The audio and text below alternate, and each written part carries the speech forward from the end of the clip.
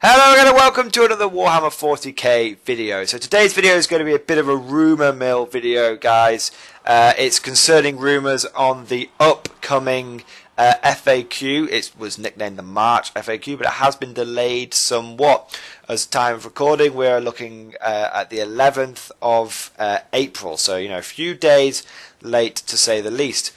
Now, for those of you that don't know what the Big March FAQ is, it's something that Games Workshop is running alongside Chapter Approved, with basically the FAQ being a once a year FAQ to iron out rules and maybe make some clarification to other rules and maybe changing some that are broken, some sort of game balances in general.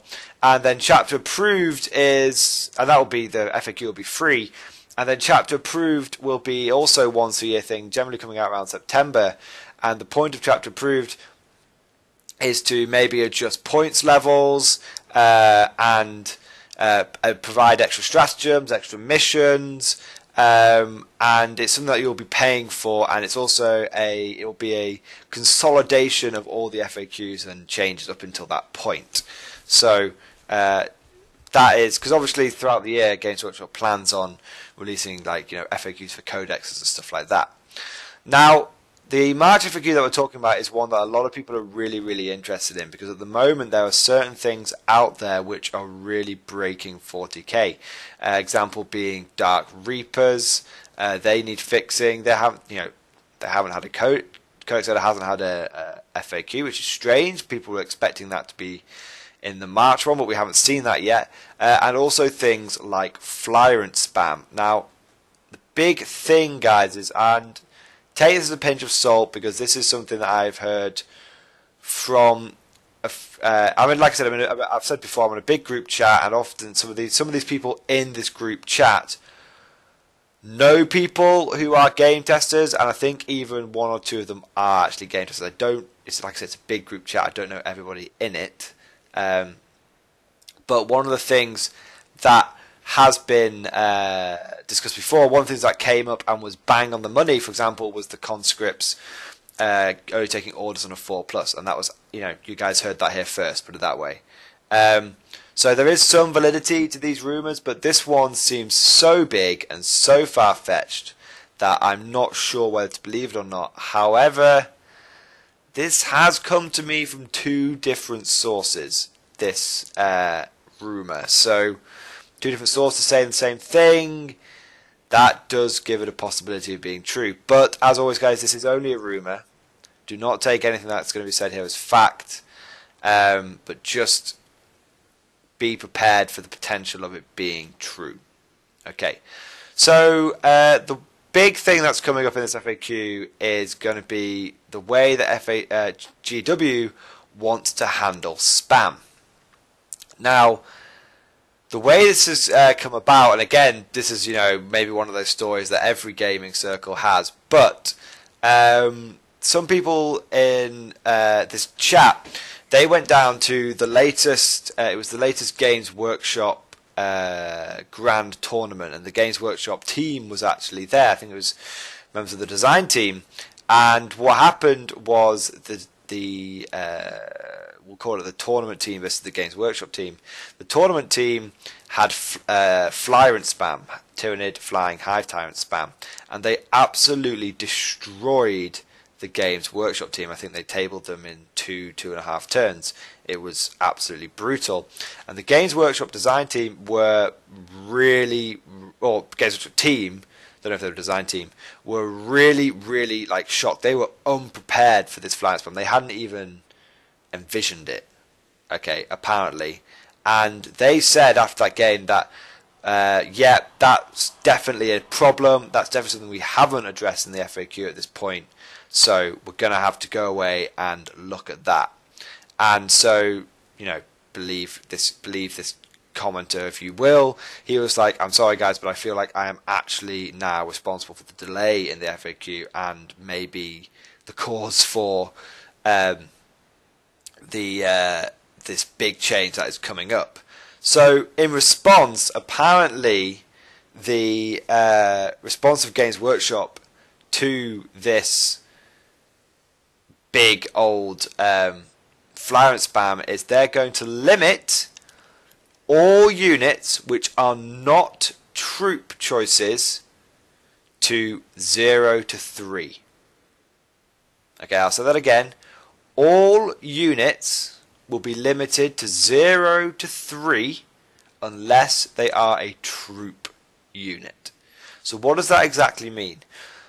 That means that you will be able to take a maximum of 3 veteran squads. You'll then be able to also be allowed to take a maximum of like 3 rattlings, a maximum of 3 command squads. It does not mean that you will only be allowed to take 3 elite choices in general. No, you're allowed to take 3 of each. But troop choices will not be limited. So you will be allowed to take, I think, as many infantry squads as you like, as many conscript blobs as you like, as many scion squads as you like. But all other options are going to be limited to 0 to 3.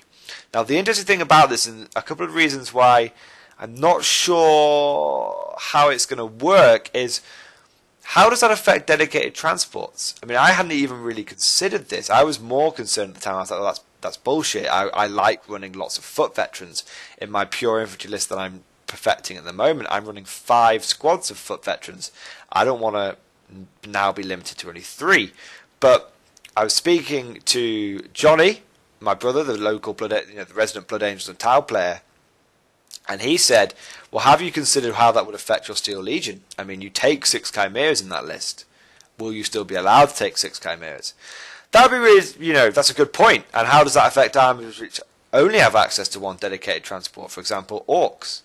Are Games Workshop going to invalidate an Orc Speed Freak list? I mean, I know an Orc player who is actually possibly coming to the team tournament this year, who has 7 or 8 trucks, and he loves to load up multiple boys squads in trucks, and he wouldn't be able to do that anymore.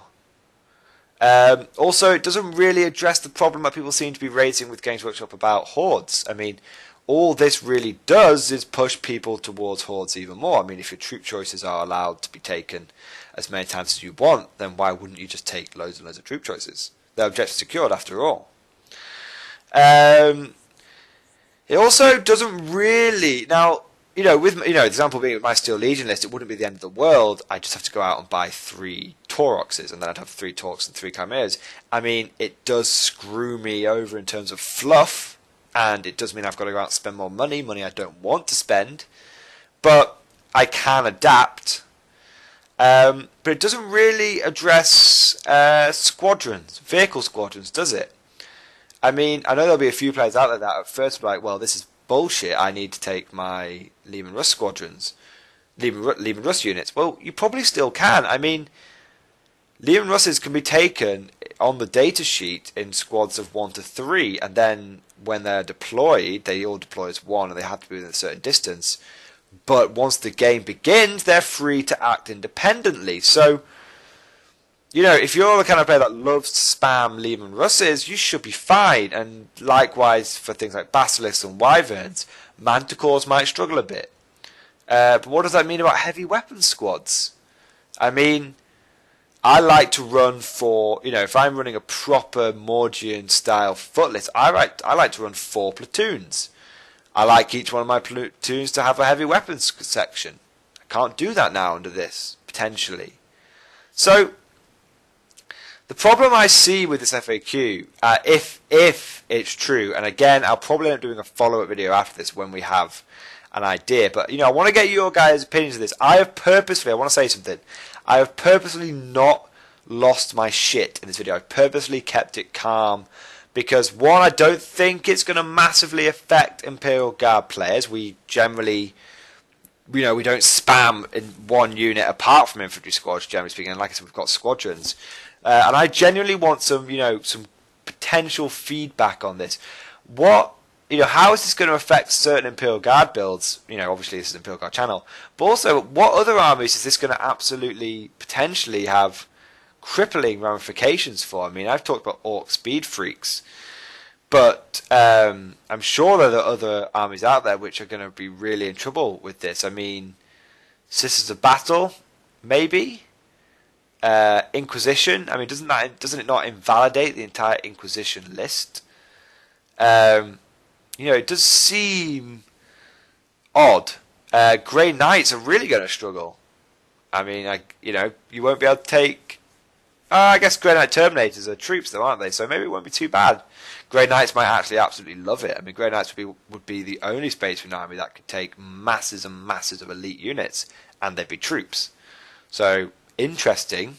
There will be some winners, some losers, but the problem I have with this situation is that it just seems like it's gonna punish fluffy builds. I mean, my Armageddon Steel Legion, I put a lot of time and effort into building a proper old school mechanized Steel Legion force that I want to be able to run and show off. And that relies on the fact that I need to be able to take 6 Chimeras.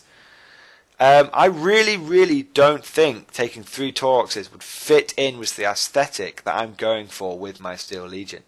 And I think that's really, if this FAQ is true, I think that's a real shame, because I was really hoping to run this fluffy yet competitive army at tournaments, and if I just won't have the same feel for it, it won't be the same vibe, and it just seems a bit of a shame that it feels like Games Workshop will be punishing fluffy players, because one thing I know Games Workshop has to try and balance the game, because that makes it more fun, but a lot of the time when they introduce these sweeping mechanics, what they do is they just punish the fluffy casual players, and the hardcore tournament winner or cosplayers, they just move on to the next thing. And this is what we've seen time and time again.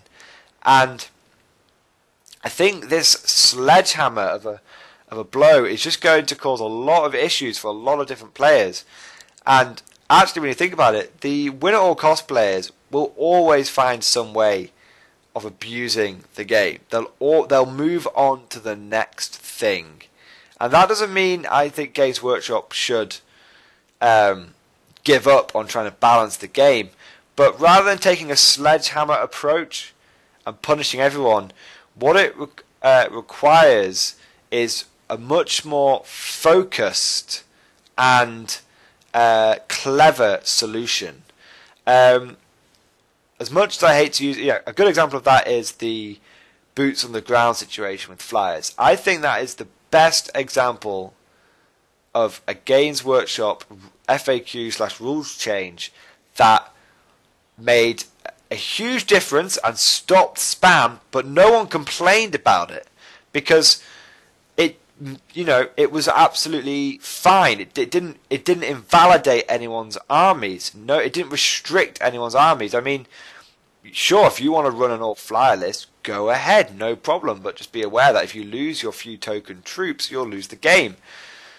That's the perfect way of doing it. If you want to spam, that's fine. We're not going to stop you from spamming, but we're just going to make it that it's really, really, really bad. That's the way it should work. Tau Commander spam. They're not limiting. They're not putting a total on the number of Tau Commanders you can run. If you want to run endless patrol detachments, then you can do that, and no one's stopping you. But it is making it less efficient and not as easy to do it, and that means that competitive winner or cosplayers aren't going to do it because it's not super efficient. They're not going to do it. So it means that the fluffy casual players can still run, 3 or 4 commanders, and it won't affect them in any way, shape, or form. And the bullshit whacker players who are running like 18, if they still really want to run 18, they can do it. It just means they're going to have to take a load of tax units as well. As much as it pains me to say it, the final example I want to use is, the way Games Workshop should be doing FAQs is, what they did with, commissars and conscripts. Now, they went too far.